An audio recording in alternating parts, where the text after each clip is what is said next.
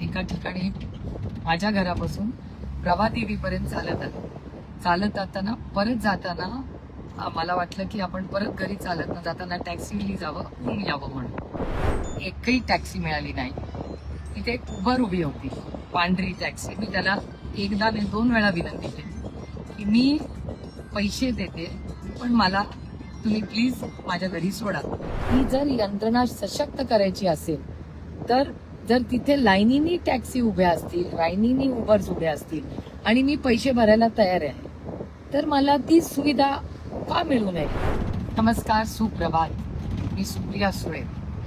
मला एक खूप वेगळा अनुभव आला आणि मला वाटलं तो तुमच्याबरोबर शेअर करावा. माझ्या मुंबईचा गाडीचा चालक यशवंत हा सुट्टीवर आहे आणि सुट्टीवर असल्यावर आले होते किंवा अशा वेळेस मग मी घरातला दुसरा ड्रायव्हर कुणाला तरी शेअर करतो. तर यशवंत सुट्टीवर असल्यामुळे आज मी एका ठिकाणी माझ्या घरापासून प्रभादेवीपर्यंत चालत जाताना परत जाताना मला वाटलं की आपण परत घरी चालत न जाताना टॅक्सीने जावं, ऊन यावं म्हणून. मला आश्चर्य वाटेल की मला 22 मिनिटं एकही टॅक्सी मिळाली नाही.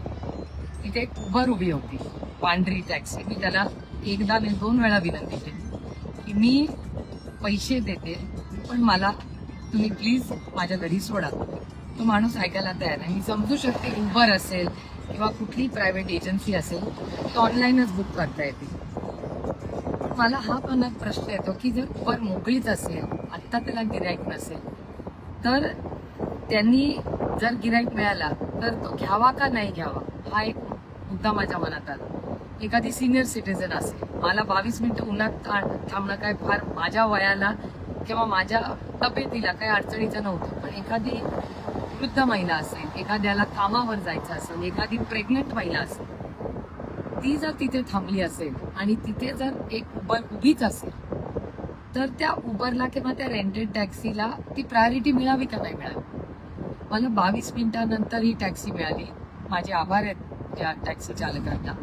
पण आपली जी पब्लिक सिस्टम आहे, जी यंत्रणा आहे, ती खरंच पब्लिक सिस्टम ही सशक्त आहे का नाही हा विचार माझ्या मनात आला.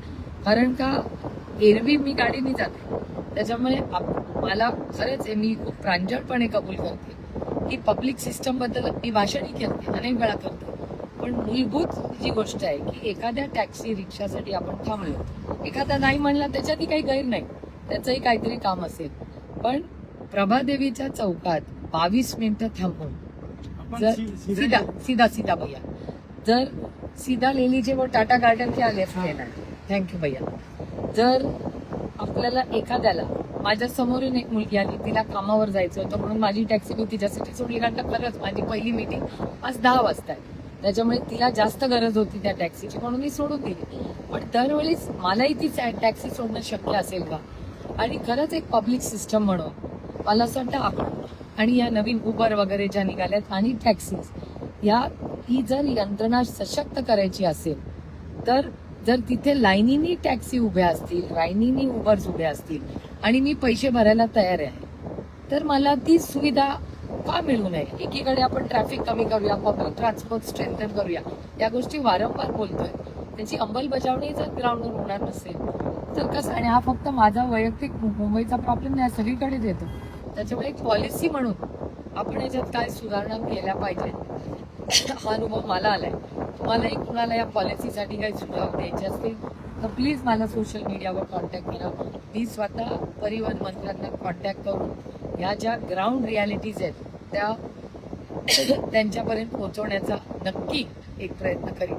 पण आज एक वेगळा अनुभव मला आला. मी काही त्या टॅक्सी किंवा उबरच्या विरोधात आहे किंवा त्यांच्यावर काही ऍक्शन घ्यावी अशी माझी कुठलीही अपेक्षा नाही.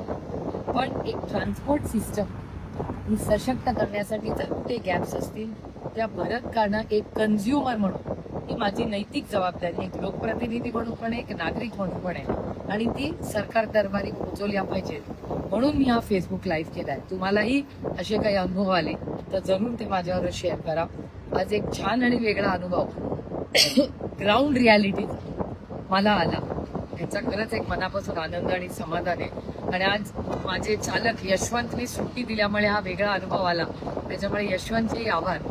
पण आज खूप दिवसांनी मुंबईची टॅक्सीची मजा ही आज या रस्त्यावर घेतली. हे चालक अतिशय चांगल्या पद्धतीने ती चालवत आहेत, पण ते 22 मिनिटं मला घाई नसती, त्याच्यामुळे मला काही गैरसोय झाली नाही. पण एका सिनियर सिटीजन प्रेग्नंट महिला किंवा ज्यांना कामावर आता लगेच जायचंय त्यांना ही किती रोज गैरसोय होत असेल हाच विचार मनात आला, म्हणून मी हे प्लीज म्हटलं. प्लीज तुमचा फीडबॅक जरूर मला कळवा. नमस्कार, जय हिंद, जय महाराष्ट्र.